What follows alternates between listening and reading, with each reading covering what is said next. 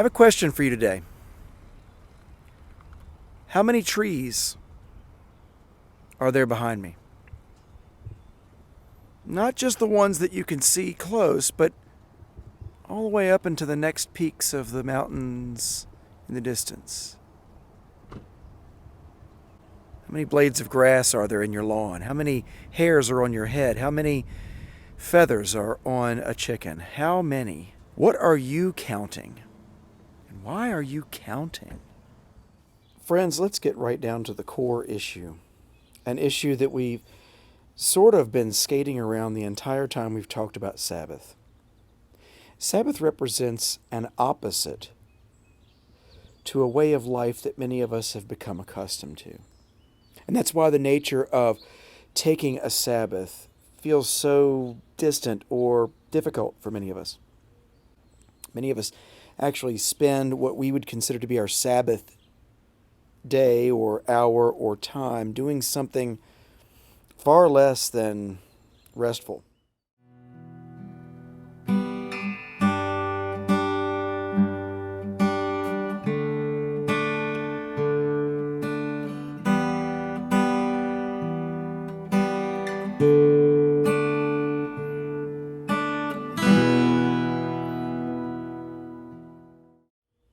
The truth is, friends, we are, as a society, and each probably as individuals, guilty to some degree or another of the sin of exhaustion. That's right, the sin of being exhausted by doing, by counting our accomplishments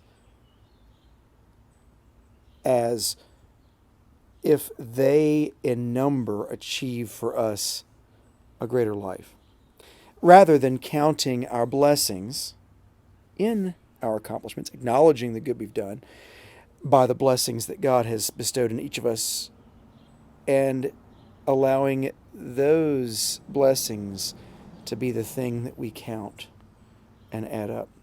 That's a hard thing to face, but I believe we are each in some way guilty of overachieving, of overdoing, over being, over needing, over accomplishing. And the irony there is that in our zeal to do and be, we are forgetting that the only way we are as created individuals is through God's blessing. And the only way we do is by the blessings that God has given each of us. So as a summary to the lessons of the Sabbath series, friends, I hope you take away several things, but most of all, I hope you stop counting.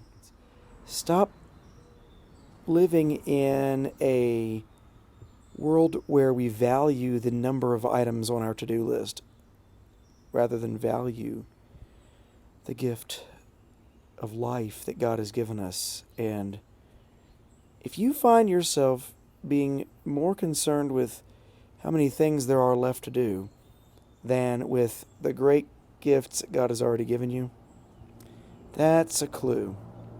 Slow down. Take a break. You know, we do a lot of things with a certain rhythm in our lives. Resting should be one of them.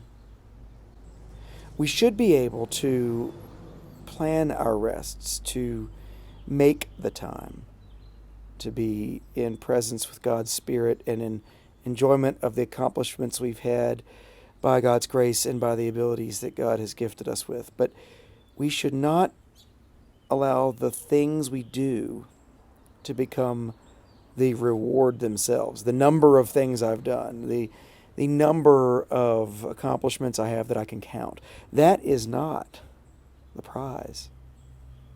It's the time of rest and acknowledgement of the accomplishments that is truly the prize.